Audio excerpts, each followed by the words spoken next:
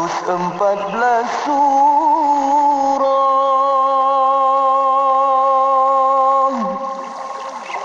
berkat dan berbahagialah bagi yang membaca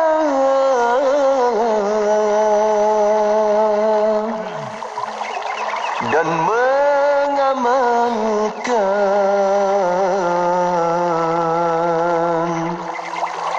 isi kandungannya.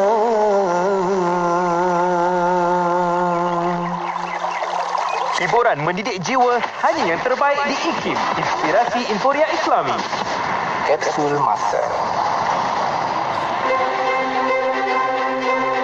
Pada 30 April dalam tahun 2012, Karnival Sukan bagi Pusat-Pusat Perlindungan Wanita telah dirasmikan oleh Yang Berhormat Menteri di Jabatan Perdana Menteri Major Jeneral Datuk Seri Jamil K. bin Haji Baharom merangkap pengerusi Majlis Agama Islam Wilayah Persekutuan MAWIP.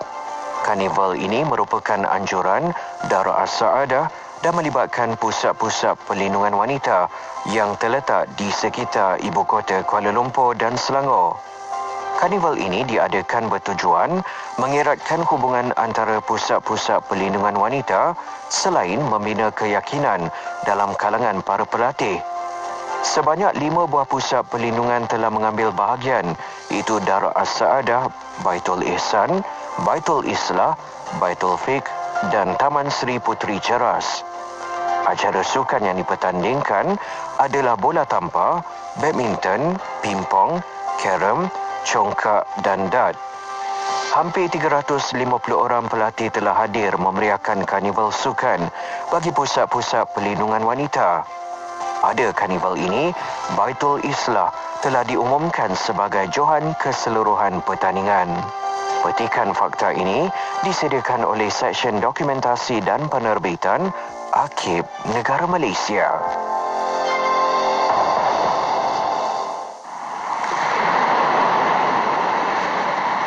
Sabda Rasulullah sallallahu alaihi wasallam, "Hai Abdullah bin Qais, maukah engkau aku tunjukkan salah satu daripada harta perbendaharaan syurga?" Abdullah menjawab, "Tentu aku mahu ya Rasulullah." Maka sabda Nabi sallallahu alaihi wasallam, ucaplah, "La haula wala quwwata illa billah." La haula wala quwwata illa billah. La haula wala quwwata illa billah. La haula wala quwwata illa billah. La haula wala quwwata illa billah. La haula wala quwwata illa billah. La haula wala quwwata illa billah. La haula wala quwwata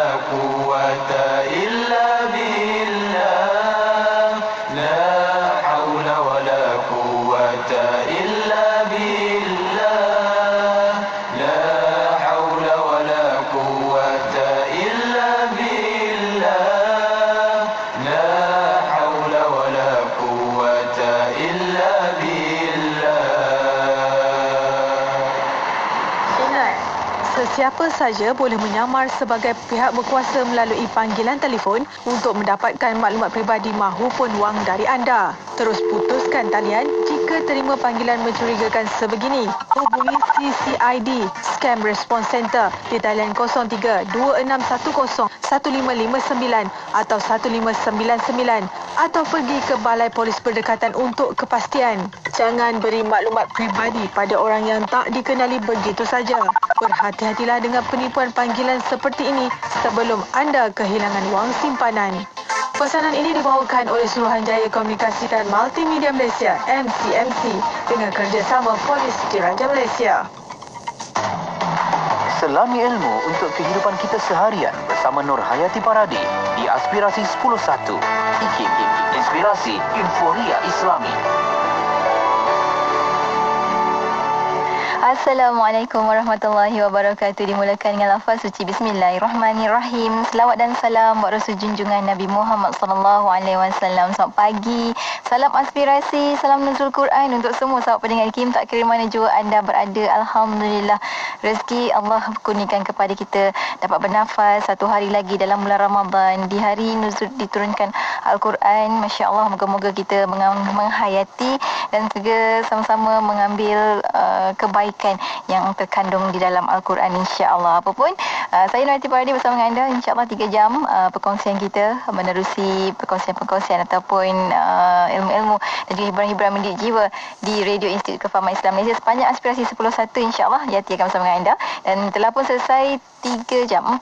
Warna pagi 4 jam bersama dengan Hazwan dan juga Sufian Amrin. Terima kasih kepada mereka kerana sudi untuk bersama dengan anda untuk sama-sama mengisi ruang pagi anda, insya-Allah. Moga-moga warna-warni ceria telah pun diwarnakan dalam kehidupan dan kita akan teruskan lagi momentum kita sehingga ke petang dan malam nanti, insya-Allah, untuk kita menyemarakkan dan juga beramal di bulan Ramadan ini, insya-Allah meriahkan dengan amal-amal kebaikan.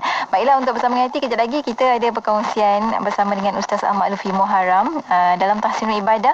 Kita ada sesi soal jawab untuk anda ajukan soalan-soalan anda di FB IKIM FM, di YouTube channel IKIM, di WhatsApp IKIM di 011 29 004 004 011 29 004 004. Itu nombor WhatsApp di konti untuk anda ajukan soalan bersama dengan Ustaz Ahmad Lutfi Muharram sebentar saja lagi. Dan saat ini berkaitan tentang nuzul Quran, kita nak sama-sama meraihkannya. Kerana apa? Kerana Al-Quran itu adalah manual manusia. Saat kita membaca, para malaikat turut serta mendengar kerana ia kalam Allah. Dan saat tercetus setiap huruf di bibir kita, setiap sel di anggota badan kita sebenarnya aktif menjamah khasiat kebaikannya, kan? Sebab Al-Quran itu adalah syifa, Al-Quran itu adalah penenang dan juga Al-Quran itu adalah segala-galanya untuk kita menjalani kehidupan sebagai panduan dalam hidup kita agar terpandu dan juga berpedoman, insya-Allah. Untuk anda akan mendengar, jom kita sama-sama jadikan hari-hari kita hari ini, kalau tak baca Al-Quran, dengarlah Al-Quran. Kalau tak dapat dengar Al-Quran pun, pandang mushaf Al-Quran pun tak apalah. Kalau itu je lah yang terdaya, kan? Moga-moga kita boleh buat lebih daripada itu, insya-Allah. Apapun, teruskan bersama Yati tentunya hanya di IKIM, Inspirasi Inforia Islam. Kita dengarkan saat ini sebagai hiburan pertama kita, sangat-sangat berkaitan dengan Al-Quran. Khaybahar dengan cahaya 114.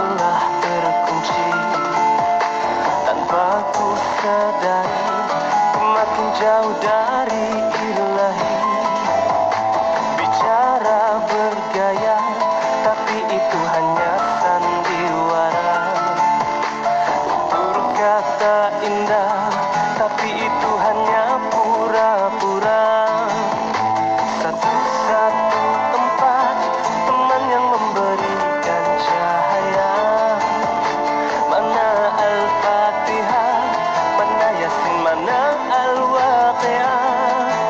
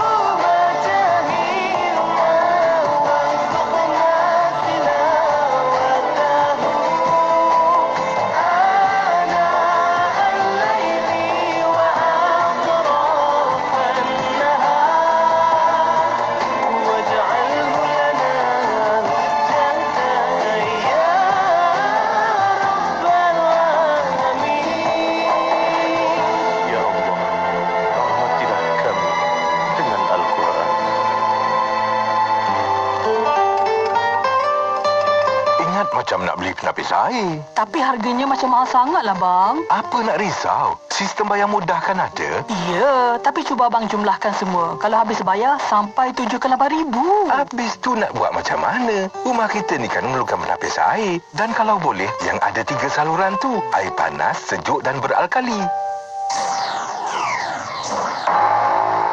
Kini, dengan Super Oxygenated Dispenser Superfine, anda dapat membeli satu sistem penapis air dengan 3 saluran iaitu air panas, sejuk dan beralkali. Harga promosi cuma RM2,499 saja. Termasuk penghantaran dan siap pasang. Boleh dibeli secara tunai atau secara ansuran. Kalau nak untung, boleh beli secara tunai. Dan kalau nak mudah pula, boleh beli secara ansuran. Bayaran deposit cuma serendah RM699 dan ansuran bulanan cuma serendah RM200 saja. Itu pun cuma 12 kali bayaran saja bang. Yang seronoknya sekarang ni ada tawaran istimewa. Servis percuma yang bernilai RM600 untuk 2 tahun berturut-turut. Sama ada belian secara tunai atau ansuran. Seronoknya bang. Dengan sijil halal dari JAKIM, lulus ujian tapisan sirim, waranti 1 tahun, jimat elektrik dan yang paling penting, seisi keluarga kita dapat mengamalkan air minuman bersih, selamat dan berkualiti. Dan lagi seronok pasal ada 3 saluran untuk diminum.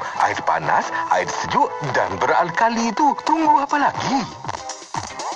Sebarang pertanyaan nak pasang, hubungi Superfine Marketing 019-224-6333. 019-224-6333. Layari Facebook kami. Superfine.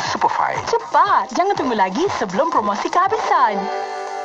Dengan Superfine, suri rumah dikecualikan dari memasak air setiap hari. Assalamualaikum, saya Ustazah Isfadiah.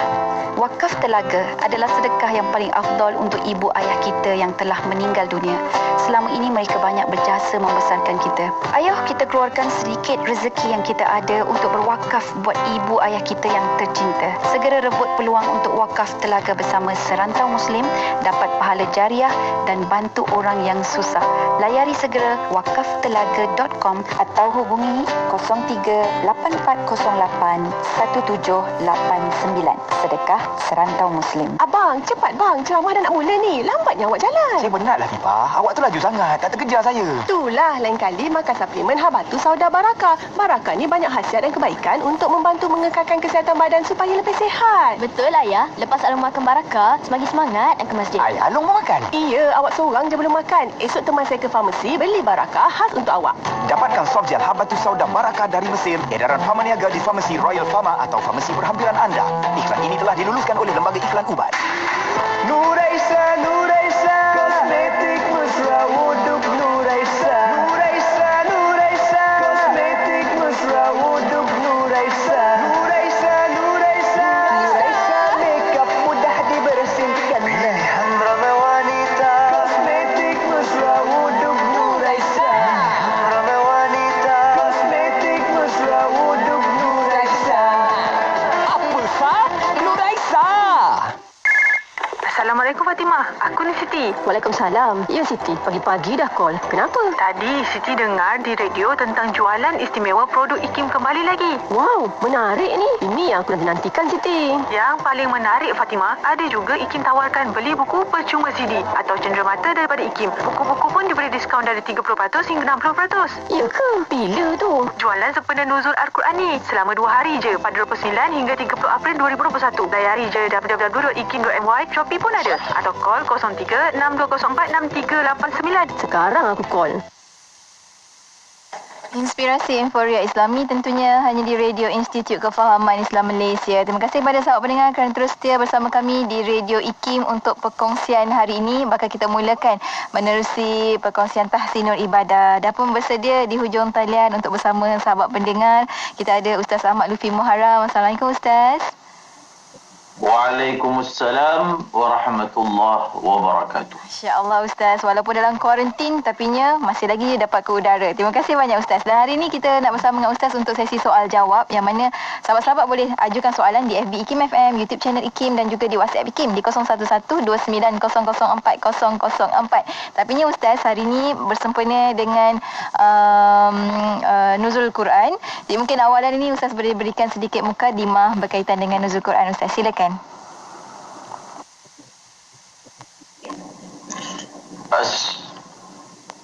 Assalamualaikum warahmatullahi wabarakatuh. Bismillahirrahmanirrahim. Alhamdulillahi rabbil alamin. Wa sallallahu ala sayyidina Muhammadin wa ala alihi wa sahbihi ajma'in. Wa la hawla wa la quwwata illa billahil aliyyil azim. Amma ba'd. Terima kasih kepada DJ Nurhayati Paradi, penerbit rancangan Tahsinul Ibadah. Seterusnya, yang dikasihi sedang pendengar IKIM sekalian. Bila menyebut tentang nuzulul Quran, mempunyai perkaitan yang rapat dengan bulan Ramadan. Allah Subhanahu wa taala menyebut di dalam Al-Quran, Syahrul Ramadan alladhi unzila fihi Al-Quran. Bulan Ramadan adalah bulan yang diturunkan padanya Al-Quran. Al-Quran bulan Ramadan mempunyai suatu perkaitan yang sangat rapat. Sehingga kan para salafus salih menjadikan bulan Ramadan ini sebagai bulan yang mereka memperbanyakkan untuk membaca Al-Quran. Al-Imam Syafi'i misalnya, kalau dalam hari-hari biasa beliau akan mengkhatamkan Al-Quran sekali setiap hari. Namun apabila masuk sahaja bulan Ramadan, beliau mengkhatamkan Al-Quran dalam sehari sebanyak 2 kali. Bila disebut bahawasanya Al-Quran mempunyai perkaitan dengan bulan Ramadan, maka sudah tentu ia memberi isyarat bahawasanya Al-Quran ini sekiranya kamu ingin mempelajarinya, kamu ingin memahaminya, kamu ingin mendapat ibrah daripadanya, maka sifat bulan Ramadan itu perlu ada pada diri kamu. Sifat apa? Sifat sabar, sifat kurangkan makan, sifat menjaga anggota badan daripada maksiat. Maka dengan kamu menghadirkan sifat perilaku seseorang yang dituntut ketika berada dalam bulan Ramadan, maka akan terrealisasilah yang disebut dalam Al-Quran, unzila fihi Al-Quran hudan linnas. Al-Quran itu akan menjadi petunjuk dan menjadi bukti-bukti yang nyata kepada manusia. Semoga Allah Subhanahu wa taala menambahkan lagi taufik kepada kita. Amin. Untuk terus dapat mendampingi Al-Quran, bukan hanya melagu-lagukannya ataupun melantunkannya sahaja.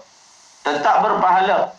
Membaca Al-Quran walaupun tidak memahaminya, tetap berpahala. Jangan pula kita tinggalkan membaca Al-Quran dengan alasan belum memahaminya, ataupun kita kurang membaca Al-Quran dengan alasan kerana mahu mentadaburnya, ataupun kita memahami baca terjemahan Al-Quran lebih baik daripada membaca lafaz Al-Quran. Itu tidak benar. Kerana Al-Quran ini bukan macam bacaan surah Al-Kahf. Kalau satu orang dia baca surah Al-Kahf, dia tak faham pun, dia hanya melafazkan, memang dia buat benda sia-sia. Dia buat benda yang sia-sia. Tapi itu surah Al-Kahf, ini Al-Quran. Al-Quran, setiap huruf yang kamu baca, sama ada kamu memahaminya ataupun tidak memahaminya, maka paling kurang mendapat 10 hasanah pahala di sisi Allah Subhanahu wa taala. Semoga Allah menjadikan kita ahli Al-Quran, keluarga kita ahli Al-Quran, dan anak zuriat kita sebagai ahli Al-Quran. Ramadan yang masih berbaki, ayo kita terus gigih memohon doa daripada Allah untuk terima kita untuk ilmu agama dan usaha agama seumur hidup kita semua. Amin. Amin ya rabbal alamin. Amin. Ya, terima kasih banyak Ustaz untuk perkongsian awal sama-sama nak mengingatkan kita tentang kepentingan Al-Quran, dan kita nak mulakan sesi gelanggang untuk sesi soal jawab bersama Ustaz Samad Lufi Muharram dalam Tahsin Ibadah ini. Kita mulakan dengan soalan daripada sahabat kita di WhatsApp IKIM Ustaz. Tanya kata Ustaz nak tanya, suami jadi imam tapi suami tak kuat berdiri, jadi solat duduk atas kerusi, tapi masa rukuk dan sujud duduk antara dua sujud boleh buat macam biasa. Boleh tak dikira sah solat berjamaah tersebut Ustaz? Imam solat duduk, bahkan imam solat baring, namun makmum ni sihat tegak berdiri, adakah boleh sedemikian? Jawapannya boleh. Jawapannya apa? Boleh. Jawapannya boleh. Perbezaan imam dalam keadaan yang tidak sama dengan makmum. Makmum lagi kuat daripada imam.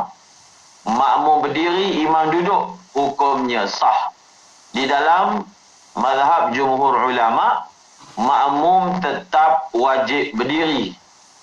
Ada sebahagian mazhab seperti mazhab Al-Imam Ahmad bin Hanbal, kalau tak silap, kalau imam sembahyang duduk, makmum perlu sembahyang duduk. Makmum perlu sembahyang duduk. Namun pendapat yang muktamadnya adalah makmum kalau sembahyang fardu wajib sembahyang berdiri. Kalau sembahyang sunat ada pilihan untuk sembahyang berdiri ataupun sembahyang duduk. Ia pernah berlaku di zaman Rasulullah. Rasulullah sallallahu alaihi wasallam solat dalam keadaan duduk dan para sahabat di belakangnya solat dalam keadaan berdiri. Masya Allah. Terima kasih banyak Ustaz untuk jawapan. Seterusnya kita ada soalan daripada sahabat kita juga di WhatsApp Bikin. Kata, lepas berbuka puasa dan solat maghrib selalu rasa letih sehingga ayat-ayat yang dibaca masa solat isyak kerap tersasul Ustaz. Jadi bolehkah tidur sebelum solat isyak? Kerana ada orang kata pada sahabat kita ni hukumnya haram. Adalah dimakruhkan. Adalah dimakruhkan untuk seseorang itu tidur selepas daripada solat maghrib. Makruh. Makruh untuk seseorang itu tidur selepas daripada solat maghrib. Sebab apa? Sebab maghrib ni ataupun malam ni waktu tidur. Dia khawatiri kalau dia tidur, dia terus tertidur sampai subuh. Menyebabkan terlepas daripadanya sembahyang maghrib. Sembahyang apa? Isyak. Sembahyang apa? Sembahyang isyak. Namun, kalaulah seseorang itu dikuasai oleh mengantuk. Sekira-kira kalau dia sembahyang ni, dia meraban dalam bacaannya. Dia meraban dalam bacaannya, dan dia tidak dapat khusyuk di dalam solatnya, dan dia yakin dia boleh bangun. Kalau dia tidur, dia boleh bangun untuk solat isyak, maka tidak mengapa untuk dia tidur. Namun hukum sampai kata haram itu tidaklah. Tidaklah kata sampai haram untuk seseorang itu kalau dia tidur pada waktu tersebut. Baik, jelas. Terima kasih banyak Ustaz. Seterusnya kita ada soalan juga di WhatsApp IKIM FM. Tanya soalan, kata, jika zakat fitrah yang tidak sah, yang dulu-dulu Ustaz, kemana patut dibayar? Bolehkah dibayar di pejabat zakat dicampur sekali semasa bayar zakat wang simpanan Ustaz? Daripada hamba Allah. Zakat fitrah yang tidak sah ataupun zakat fitrah qadha, mungkin culas dahulu tak bayar zakat fitrah, mendapat kesedaran taufik pada kali ini untuk menyempurnakannya, di manakah saluran pembayarannya? Kita boleh saja bayar zakat fitrah itu kepada amil yang sedia ada, yang bertebaran pada bulan Ramadan ini, terus kepada mereka, walaupun bukan zakat fitrah yang tunai, mereka tetap menerimanya. Ataupun kita bayar zakat fitrah itu kepada pusat zakat terus, di samping zakat harta kita, zakat yang simpanan kita yang lain, kita sekalikan, tak ada masalah. Kenapa saya katakan tidak ada masalah? Kerana asnaf yang akan dibedak duit zakat fitrah itu sama sahaja dengan asnaf yang akan dibedak ataupun diagihkan zakat zakat harta, sama sahaja. Oleh kerana asnafnya sama, maka tidak ada masalah untuk kita salurkan ataupun kita qadakan di sana ataupun di sini. Baik, terima kasih banyak Ustaz. Seterusnya, soalan daripada sahabat kita di Facebook IKIM, Zarina Mak Zain kata, Ustaz, boleh tak kita baca doa-doa 10 malam terakhir Ramadan ini dalam terjemahan bahasa Melayu sebab bahasa Arab tak pandai, Ustaz? Boleh. Boleh dibaca doa bagi mereka yang tidak mampu dibaca dalam terjemahan bahasa Melayu. Yang saya maksudkan boleh itu adalah di luar solat. Di luar solat, pelbagai doa yang daripada hadis Nabi misalnya, ataupun yang dianjurkan oleh ulama, salafus salih, para awliya, kita bacakan dalam edisi terjemahan. Adakah boleh? Jawapannya boleh selagi tidak dibuat di dalam solat. Baik, dan sebelum kita berhenti rehat, satu soalan terakhir Ustaz untuk sama-sama kita jawabkan daripada rakan kita di WhatsApp IKIM, Faizal Ahmad Proton Shah Alam kata, Ustaz, soalannya, adakah syarat diharuskan boleh tidak berpuasa bagi musafir mesti keluar dari rumah sebelum subuh, Ustaz? Faman kana minkum maridan aw ala safar. Dalam Quran menyebut kalau kamu daripada kalangan kamu ini ada yang sakit ataupun ada yang bermusafir, maka dia boleh tidak berpuasa dan digantikan pada hari-hari yang lain.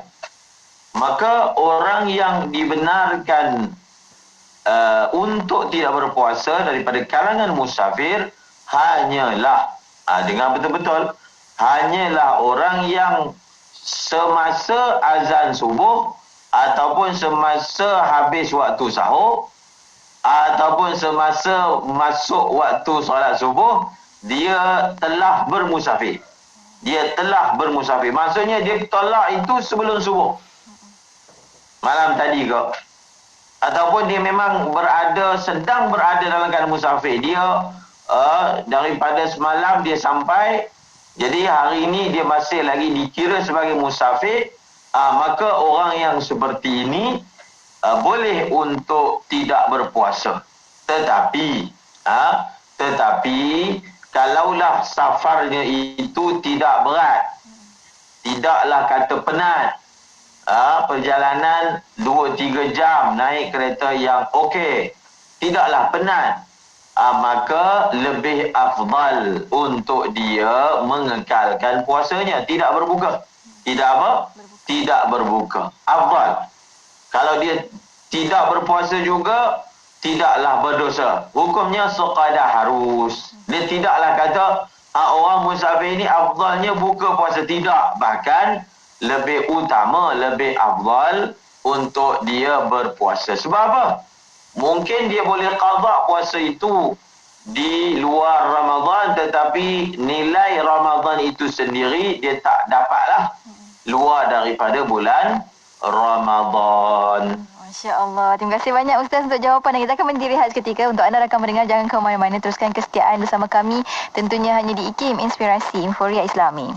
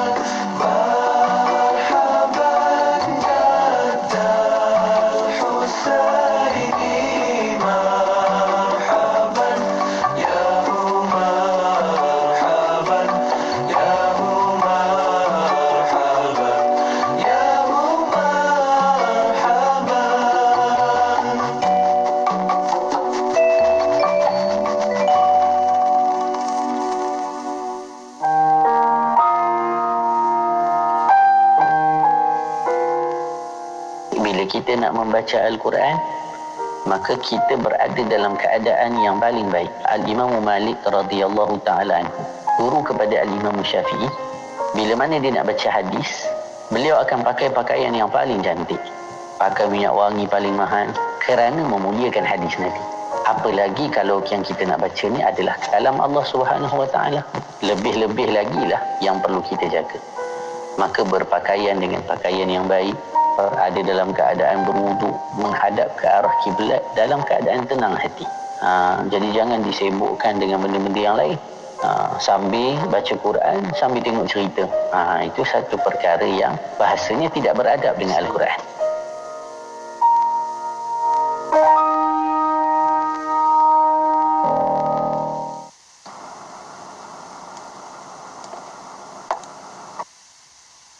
Inspirasi Inforia Islami tentunya hanya di Radio Institut Kefahaman Islam Malaysia. Alhamdulillah kita kembali bersiaran waktu ini bersama menerusi perkongsian Tahsinul Ibadah bersama dengan Ustaz Ahmad Lutfi Muharram. Di hujung talian saat ini kita sambung lagi Ustaz untuk perkongsian kita dalam sesi soal jawab bersama dengan Ustaz Ahmad Lutfi Muharram. Kita ke soalan seterusnya Ustaz. Untuk perkongsian kita pada hari ini, kita ada soalan daripada sahabat kita di WhatsApp IKIM di 0112900404 di YouTube channel IKIM dan juga pastinya di Radio Institut Kefahaman Islam Malaysia. Juga anda boleh tanyakan soalan di Facebook IKIM. Seterusnya kita ada soalan daripada rakan kita Afizan Osman Ustaz di WhatsApp di Facebook IKIM. Kita Ustaz, dengan kemudahan bayar zakat secara online, boleh tak kita bayar zakat fitrah secara online di pagi Syawal sebelum solat sunat Aidilfitri Ustaz? Bismillahirrahmanirrahim. Apabila disediakan kemudahan membayar zakat seperti itu, lalu kita membayarnya secara online di pagi Syawal, maka hukumnya boleh. Dia sudah jadi, tidak adalah beza kita bayar sebelum ke pagi ke, kerana bayaran kita terus masuk ke akaun yang sepatutnya bayaran zakat kita itu disalurkan. Maka tak ada masalah untuk kita membayarnya pada pagi Syawal sebelum daripada sembahyang hari raya.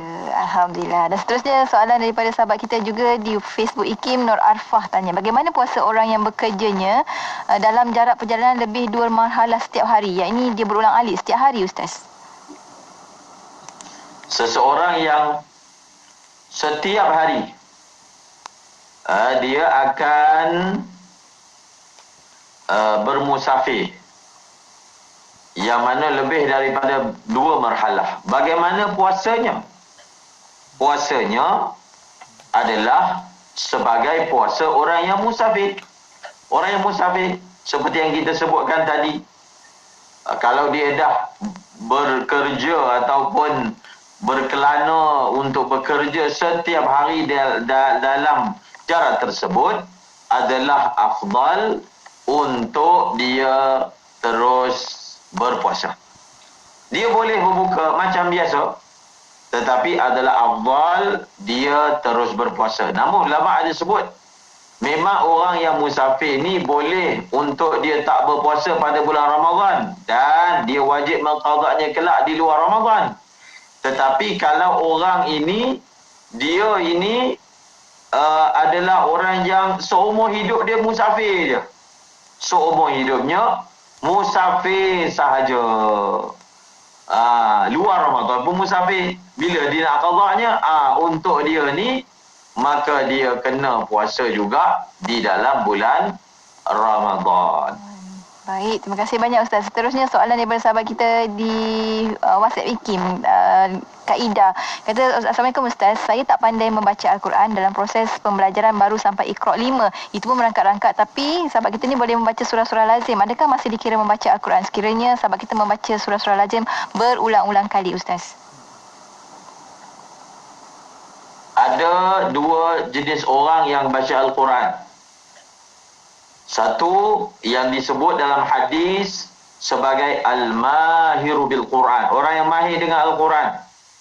Maka mereka ini akan berdamping bersama dengan as-safaratil kiramil bararah, iaitu pencatat-pencatat mulia, lagi baik daripada kalangan malaikat. Satu, kedudukan diberikan kepada mereka. Yang kedua, walladhi yaqra'ul Qur'an wa yatata'ta'u fihi. Yang kedua, orang yang baca Al-Quran tapi merangkak-rangkak, sama ada dia baca merangkak itu melihat ataupun menghafal, maka dia akan mendapat dua pahala. Yang pertama, pahala membaca Al-Quran. Yang kedua, pahala kerana berusaha untuk membaca Al-Quran. Jawapan bagi soalan yang ditanya tadi, insya-Allah, oleh kerana sekadar itu sahaja yang dia mampu. Dia mampu hanya sebanyak itu sahaja. Dan dia baca berulang-ulang kali. Tapi hati dia nak sangat kalau boleh baca Al-Quran, dia akan baca semua sekali. InsyaAllah, kegigihannya, niatnya akan dibalas oleh Allah Subhanahu Wa Taala yang sangat, iaitu Rabb, Zat, Tuhan yang sangat menghargai usaha hambanya. Innallaha la yudhi'u ajra man ahsana amala. Sesungguhnya Allah tak pernah menyia-nyiakan pahala orang yang melakukan dengan baik. InsyaAllah, dia ulang apa yang dia mampu baca, dia ulang. Dalam masa yang sama dia terus berusaha untuk pandai baca Al-Quran. Apa yang dia niatkan, apa yang dia harapkan, insya-Allah akan diberi pahala oleh Allah Subhanahu Wa Taala. InsyaAllah, amin. Seterusnya soalan dari sahabat kita juga di WhatsApp Wikim daripada Johor, Aini. Tanyakan soalan daripada Ustaz. Bayaran zakat fitrah boleh tak diwakilkan anak lelaki yang sudah baligh berusia 18 tahun kerana ayah outstation dan tak akan balik sampai pagi hari raya, Ustaz? Boleh diwakilkan kepada anak. Kepada bukan anak pun boleh, tak ada masalah. Kita boleh wakilkan pembayaran zakat fitrah itu kepada sesiapa sahaja yang kita mahu wakilkan. Hukumnya adalah sah. Alhamdulillah. Seterusnya soalan juga di WhatsApp Ikim. Kata selepas isyak sahabat kita ni terus tidur. Esok pagi bangun pukul 2 pagi. Mana patut sahabat kita dahulukan? Solat tahajud atau solat selepas isyak? Mana patut dahulukan tahajud ataupun baki solat maaf saya tak habis. Okey. Mana patut dilakukan baki solat tarawih yang belum diselesaikan, Ustaz? Zara daripada Ceras. Mana patut saya dahulukan? Solat tahajud ataupun solat isyak ataupun baki solat. Solat apa tu? Solat tarawih. Mula-mula solat isyak, Ustaz. Dia ada dua soalan. Satu tu kalau dia bangun tu dia solat tahajud dulu atau solat isyak dulu, ataupun dia nak solat tahajud dulu dan kemudian baru nak habiskan baki solat tarawihnya, Ustaz.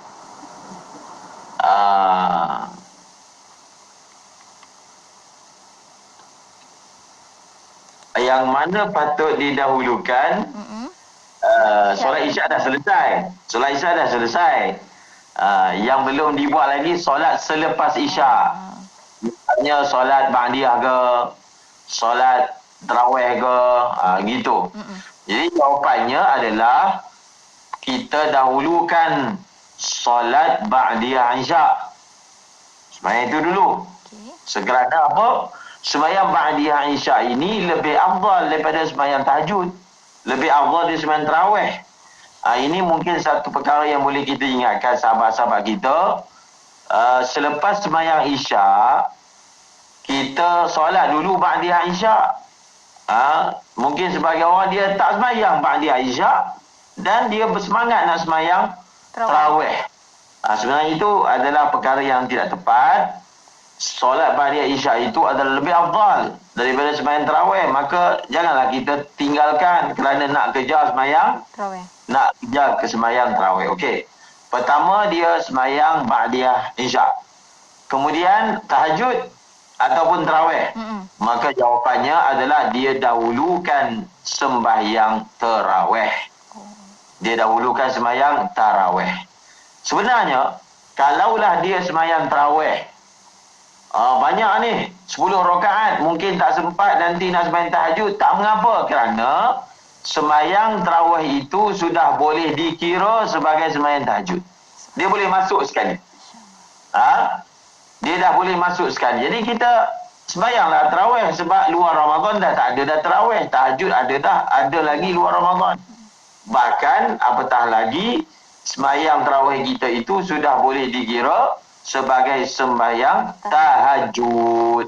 Kalaulah dengan sebab bilangan rakaat tarawih itu banyak, kita tak sempat nak sembahyang tahajud secara khas pun tidak mengapa, kerana ia sudah dikira sebagai sembahyang tahajud. Kita niatkan sekali. Baik. Alhamdulillah. Terima kasih banyak Ustaz. Seterusnya, soalan daripada sahabat kita ni agak panjang juga Ustaz. Soalannya saya bacakan daripada sahabat kita di WhatsApp IKIM. Soalannya berkenaan dengan datang haid. Sahabat kita ni datang haid pada 1 Ramadan hingga 11 Ramadan. Kemudian suci hari ke-12 dan 13 Ramadan. Tapi keluar balik semula darah pada hari ke-14 hingga 17 Ramadan. Soalannya, adakah sahabat kita ni perlu ganti puasa 2 hari suci tu? Maknanya daripada 12 dan juga 13 Ramadan itu. Dan adakah darah yang keluar sampai hari dikira sebagai haid juga Ustaz? Sebab sampai yang ke-17 tu kan. Kalau tidak, sahabat kita ni perlu mandi wajib dan boleh berpuasa ke pada hari yang ke-16 tu?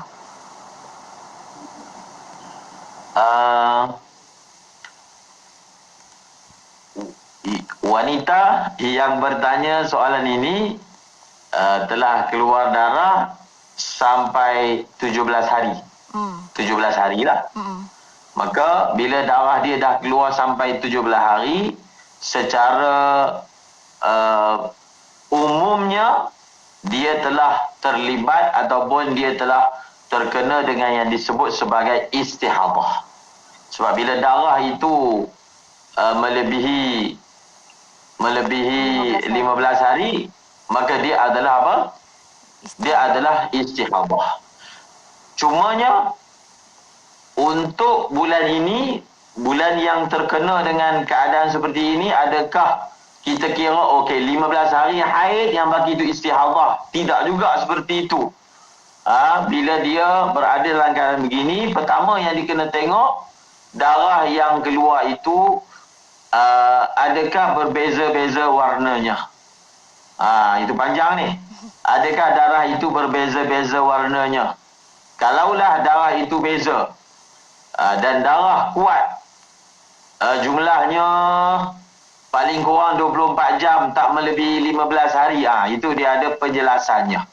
Jadi kalau contohlah saya ambil mudah, kalau dia ada darah hitam dengan darah merah, darah hitam ni kuat, darah merah ni lemah, maka kalaulah darah kuat itu tak lebih 15 hari, tak kurang 24 jam, dan darah lemah itu tidak melebihi 15 hari, maka yang kuat itu adalah haid, yang baki itu adalah dikira sebagai suci. Kalau keadaan dia begitu, maka kita akan menggunakan ukuran warna darah. Kalau tidak, dia tengok dia punya adat sebelum ini. Misalnya adat sebelum ini 10 hari keluar darah, yang baki suci. Maka untuk bulan ini dikira dia punya haid dia hanya 10 hari, baki itu adalah suci. So bila baki itu adalah suci, maknanya dia nanti kena qada puasanya yang 5 hari. Adapun hari yang ke-16, haid, adakah hari yang ke-16 keluar darah, adakah dia perlu puasa? Ya, dia perlu puasa, dia mandi dan dia perlu puasa. Untuk yang hari yang ke-12 dan 13 yang tiba-tiba terhenti tu Ustaz, sebab hari 2 hari Ustaz, adakah itu dikira kena ganti puasa tu nantinya Ustaz bila dia suci? Dia 12-13 itu bergantung macam saya sebutkan tadi. Kalau contohnya dia memakai hukum adat dia 10 hari. Bukan 12-13 saja yang dia kena qada. Dia juga kena qada pada hari ke-11, 12, 13 kan? Kerana dia tak berpuasa pada hari tersebut. Ya, baik. Seterusnya kita ada soalan daripada sahabat kita di WhatsApp IKIM Ustaz. Bertanya soalan berkenaan dengan kalau bertemu kejap Ustaz ya. Kita cari soalan. Sahabat kita ni bermusafir, bertolak hari Selasa dan balik hari Khamis. Adakah dia haruskan tidak berpuasa pada hari Rabu Ustaz? Maknanya tengah-tengah Selasa, Rabu, Khamis. Rabu tu macam mana Ustaz? Ya. Oleh kerana dia bermusafir sehari 2 hari saja, belum lagi sampai waktu yang dikira sebagai mukim, maka pada hari keseluruhan hari itu, Selasa, Rabu, Khamis, dia dikira musafir dan dia harus untuk tidak berpuasa. Baik, seterusnya di WhatsApp IKIM, di Facebook IKIM, Hajar Hafizah tanyakan soalan. Ustaz, nak tahu kalau zakat fitrah elok dibayar di tempat tinggal atau kerja? Dah bayar kat kaunter zakat Bazar Ramadan dah, Ustaz. Tapi inilah seeloknya di mana? Di tempat kita kerja ataupun di tempat kita tinggal, Ustaz? Kalau tempat yang kita kerja tu kita ni meniaga, kita ada bisnes, ada kedai, kita bayar kat tempat tu yang mana kita meniaga.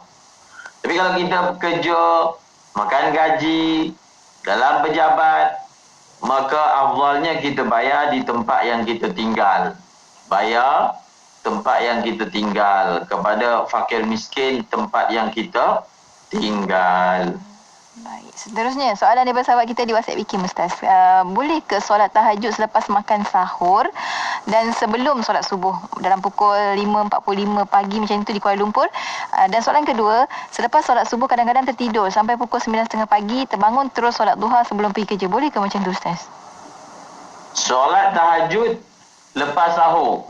Waktu untuk solat tahajud ni dia panjang sampai masuk subuh. Jadi kalau selagi mana ada malam, iaitu belum masuk lagi subuh, maka masih kita ada ruang masa untuk solat tahajud. Tetapi apabila sudah azan subuh, maka habislah waktu untuk mengerjakan solat tahajud secara tunai. Habislah waktunya. Itu jawapan yang pertama. Untuk yang kedua, adakah boleh sembahyang duha pada waktu demikian? Boleh. Kerana waktu duha masih ada. Tuan solat di dalam waktunya. Waktu duha bermula, kita tengok dalam kalender kita, syuruk. Syuruk tu maknanya matahari terbit. Lepas matahari terbit tak boleh lagi sembahyang. Kita tunggu lagi lebih kurang 25 minit. Selepas itu barulah kita boleh sembahyang duha. Dan waktunya berlarutan sampailah sebelum daripada sembahyang zuhur. Jadi pukul 9 tu kan tengah-tengah. Maka maknanya waktu bagi sembahyang itu masih ada.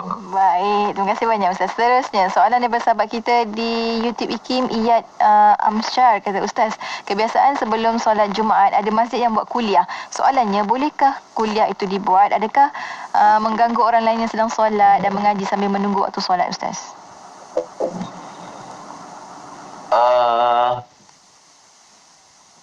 Sebelum daripada solat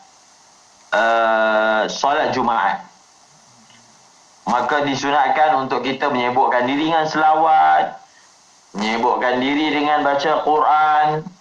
Maka pada waktu itu seharusnya kita biarkan orang untuk membaca Al-Quran, berzikir, berselawat. Kalau nak ambil masa pun kuliah, jangan ambil masa yang terlalu panjang. Ambil waktu yang misalnya 10 minit sahaja, supaya memberi laluan kepada amal. Maksud kuliah kan amal. Jadi biarlah orang menyibukkan diri dengan amal pada hari tersebut. Jangan ambil masa yang terlalu panjang. Baik, seterusnya kita ada satu soalan daripada sahabat kita ni, Awang Kerdil, kata, Ustaz Maulana, saya telah selesai mandi wajib dan wuduk. Semasa nak solat, tiba-tiba rasa ragu-ragu. Dah basuh kaki atau belum masa mandi wajib tadi? Adakah sahabat kita ni wajib membasuh kaki atau abaikan sahaja keraguan berkenaan, Ustaz? Seseorang, dia dah selesai daripada mandi. Kemudian dalam solat dia ragu-ragu. Maka ragu-ragu seperti itu tidak perlu dilayan. Bila kita dah selesai, maka kita kira dah selesai.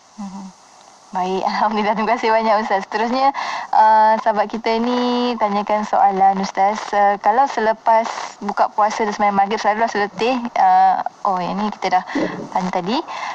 Seterusnya di WhatsApp IKIM, banyak sangat soalan masuk, Ustaz. Jadinya dia jam di situ. Kejap, Ustaz. Kita tunggu lagi. Okey, antara lain soalan daripada sahabat kita ni, Ustaz. Apakah antara amal-amalan yang kita boleh lakukan bersama dengan nuzul Quran selain daripada membaca Al-Quran, Ustaz?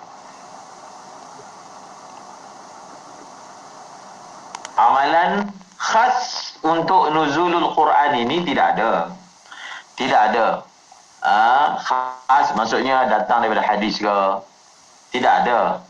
Tetapi amalan yang kita ambil ini adalah amalan para ulama, para salafus saleh, para asatizah yang muktabar misalnya.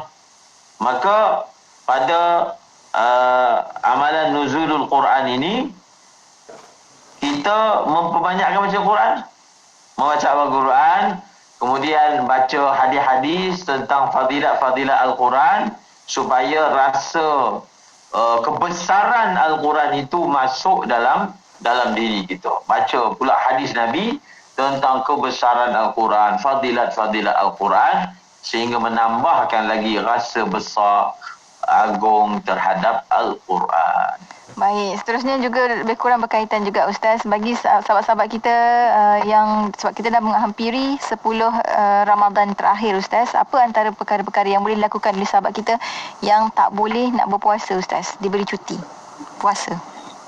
Yang tidak boleh berpuasa. Ke dia buatlah amalan dengan memperbanyakkan bulan Ramadan ini.